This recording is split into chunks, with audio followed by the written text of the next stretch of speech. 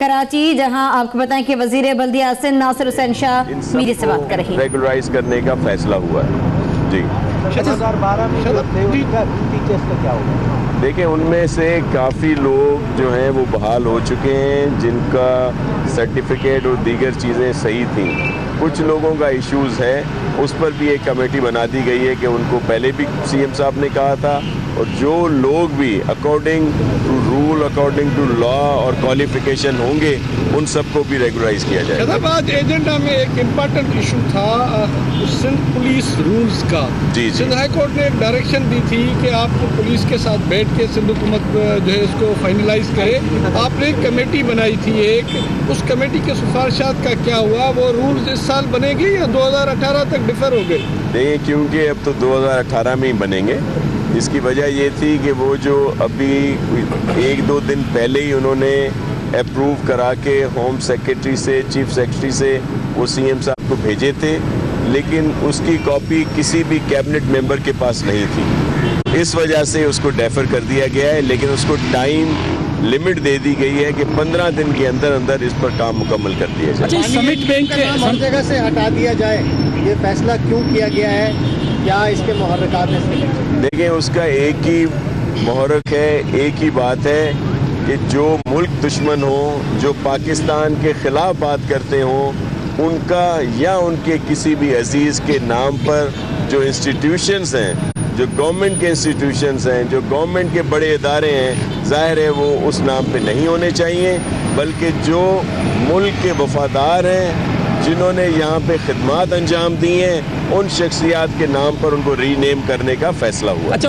उसके नाम पर जो लोग पार्लियामेंट में पहुँचे हैं, उसकी क़यादत में लोग पार्लियामेंट में पहुँचे हैं जी, बानी एमकिन के वालिदैन के नाम पर कुछ इदारे पाक और वो सब चेंज कर दिए जाएंगे। अच्छा सर, उसके नाम पर साबिक जो है ना एमकिन कायद के नाम पर लोग पार्लियामेंट में पहुँचे हैं, उसी की क़यादत में पार्लियामेंट में पहुँचे, उनका क्या? देखिए, उन्होंने उनसे, उनकी क़यादत से, उनकी पॉलिसियों से इन्हिराफ किया है, और वो जो नारा लगाते थे पहले कि मंजिल नहीं रहनुमा चाहिए, अब उन्होंने उस रहनुमा को छोड़ दिया है और वो कौमी धारे में शामिल हो रहे हैं, तो इसलिए उनको ये मौका दिया गया। ये एक एपीसी पे हो रही है और दुबई सऊदी अरब से तैयारी भी आ रहे हैं, जा भी रहे हैं लोग वहाँ। क्या कोई एनआरओ की बात हो रही है, बात गश्त हो रही है? आपके सदर देखिए, मैं वैसे ही कहता हूँ कि सऊदी अरब तो हर मुसलमान की ख्वाहिश है कि वो वहाँ जाए, मक्के पाक और मदीने पाक में हाज़िरी वहाँ पे लगाए, लेकिन अगर कोई रियाज, जिद्दा और दूसरी जगहों पे जाके कोई पॉलिटिकली एजेंडे पे जा रहा है तो ऐसा नहीं होना चाहिए।